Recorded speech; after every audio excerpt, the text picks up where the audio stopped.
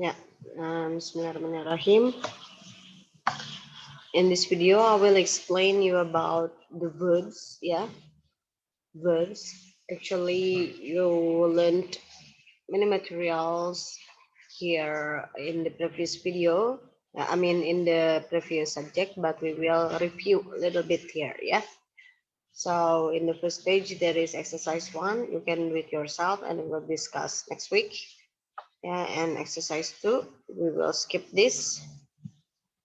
And yeah, this is the material verbs. Sorry. Yeah, there is strategy here. It is important to recognize the verb in a sentence. Ya, jadi kita perlu tahu verb di dalam kalimat itu yang mana. The verb is the action. Ya, verb itu sebuah kegiatan ya. Words that look like verbs such as gerund, infinitive, and participles are not verb. Kata yang terlihat seperti verb seperti gerund, infinitive, dan participle itu bukan verb.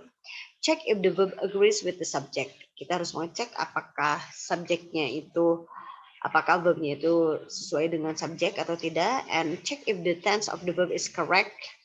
Dan kita harus cek juga apakah tensesnya itu tepat atau tidak. The time, words, and the context will help you to do this. Ya, jadi keterangan waktu dan konteksnya bisa membantu kita untuk mengeceknya. And here are the tenses. Yeah,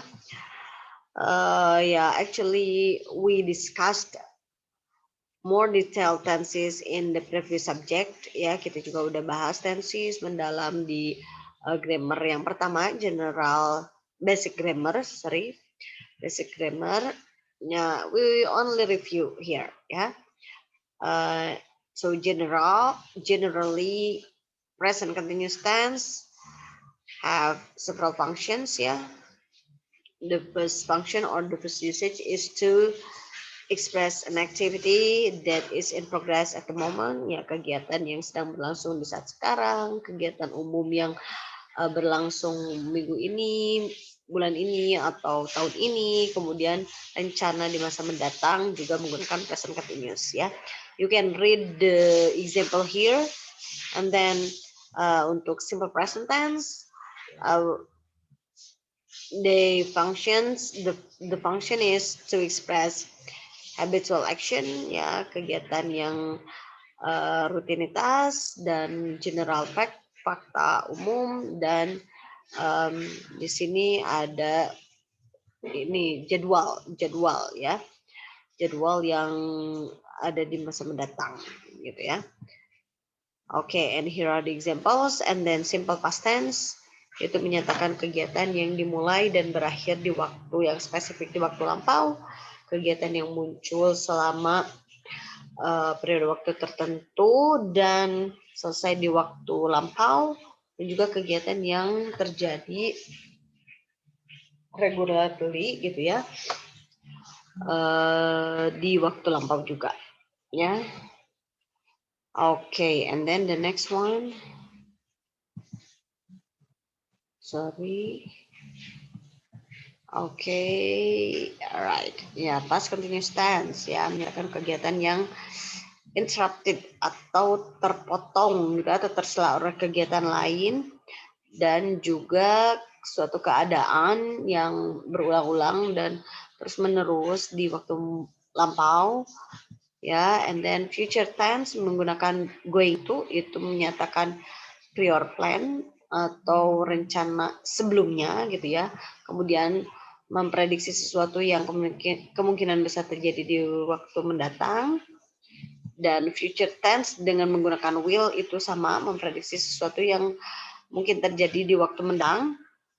And then menyatakan keinginan untuk melakukan sesuatu ya, dan membuat keputusan pada saat berbicara gitu ya. I will call you misalkan. Nah, itu future tense menggunakan will. And then future continuous tense, kegiatan yang akan sedang berlangsung di waktu tertentu, di waktu mendatang. Dan present perfect tense menyatakan kegiatan yang terjadi di waktu yang tidak spesifik ya. di waktu lampau, dan kegiatan yang terjadi baru saja, kemudian kegiatan yang dimulai di waktu lampau dan berlanjut sampai sekarang, biasanya menggunakan for dan since, dan ada repetition, pengulangan akan sebuah kegiatan sebelum sekarang, gitu ya. And here are the examples, ya. I will share you the material so you can read more detailed the examples, ya. And then present perfect continuous tense. Nah, present perfect continuous tense menyatakan durasi sebuah kegiatan yang mulai di waktu lampau dan berlanjut sampai sekarang, biasanya dengan for, since, all morning, all day, gitu ya. Present perfect continuous. Fungsi lain yaitu a general action and progress recently for which no specific time is mentioned. Ya, kegiatan umum yang sedang berlangsung akhir-akhir ini dan tidak ada waktu yang spesifiknya, gitu ya. Dan kegiatan yang dimulai di waktu lampau dan berakhir akhir-akhir ini juga, ya. Itu present perfect continuous. And then the next one, past perfect tense. Past perfect tense itu menyatakan kegiatan di waktu lampau dan muncul sebelum kegiatan lain di waktu lampau, dan ada juga kegiatan yang diharapkan muncul di waktu lampau. Past perfect continuous tense mengungkapkan durasi sebuah kegiatan yang muncul sebelum kegiatan lain di waktu yang lalu, kemudian kegiatan yang muncul akhir-akhir ini sebelum kegiatan lain di waktu lampau juga. And then future perfect tense itu menyatakan kegiatan yang akan selesai sebelum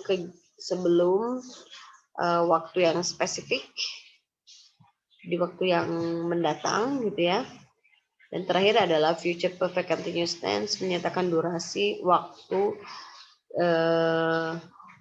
dan yang muncul, gitu ya. Durasi waktu sebuah kegiatan yang muncul sebelum waktu yang spesifik dimasuk di waktu yang mendatang, gitu ya. So here are the examples, ya. You can read more detail the examples here. Nah, itu tenses, ya. Itu yang penting teman-teman ingat fungsi-fungsinya aja, kapan, gitu ya, dari masing-masing tenses. Ini sudah dirangkum dengan padat dan jelas, ya. And then the next one, modals, ya. Modals, we also discussed this in the previous subject, but we will review, ya. Modals include here can, may, will, should, have to, ought to, and etc. And modal expresses mood or attitude, such as ability, ada can, gitu ya. Possibility, could, might, may. Ada advisability atau saran, had, better, ought to, dan should, ya. And here are the examples. The next one is necessity, ya, keharusan, gitu ya. We use must and has to or had to or have to, and intention, keinginan, gitu ya, shall or will, and past habit we use would, gitu ya. Nah, remember the correct word order for modals. Pokoknya kita harus ingat urutan kata untuk modals, ya. Yang penting yang pertama adalah subjek, modals, dan verb dalam basic form, ya. Tanpa S, tanpa ing, tanpa tu, langsung basic form, verb satunya saja, gitu ya. Okay, and here are the exercise, ya. There are equations, if I'm not mistaken. Yes, equations, so you can do it yourself and we will discuss next week, ya. And yeah, so this is the exercise on tenses, ya. Okay, next. Nah, passive voice. So when you have mastered tenses, it is easy for you to master passive voice, ya. Pokoknya intinya basicnya adalah tenses dulu. Kalau tensesnya udah matang, konsepnya untuk ke passive voice itu insya Allah nggak akan salah lagi gitu ya. Strategy. A frequent error is to use an active verb instead of a passive or a passive instead of an active ya. Jadi biasanya kesalahan yang sering muncul adalah yang harusnya aktif gitu ya, verbnya aktif malah jadi pasif atau sebaliknya yang harusnya pasif malah jadi aktif gitu ya. So remember that if the subject does the action, the verb is active. If the subject receives the action, the verb is passive. Pokoknya yang harus diingat kalau subjeknya melakukan kegiatan, kalimatnya harus aktif. Kalau subjeknya menerima kegiatan berarti pasif ya. So the passive is formed by be and a verb ending with ed atau past participle ya. Pokoknya ya kita juga sudah tahu kalau passive voice itu ciri-cirinya ada be dan participle form ya. Past participle yaitu verb 3 gitu ya. Jadi be dan verb 3 itu ciri-ciri dari passive voice. And here are the examples of active sentence. Archaeologists discovered the ruins ya. Jadi para arkeologis menemukan reruntuhan gitu ya. And the passive voice itu ciri-ciri di sini ada to be, were dan verb 3. The ruins were discovered by archaeologists ya. And the following table shows how to form the passive ya. Teman-teman pasti masih ingat kalau if you want to change active voice into passive voice, the flame opens the game. The subject here is the flame, the verb is opens, and the object is games. Yeah, when it is changed to passive voice, the object of active sentence becomes the subject here, and then the subject of active voice becomes the object here ya. So tinggal tambahkan to be-nya aja. So the games tambahkan to be are opened diikuti oleh past participle, verb 3 opened dan by the flame gitu ya.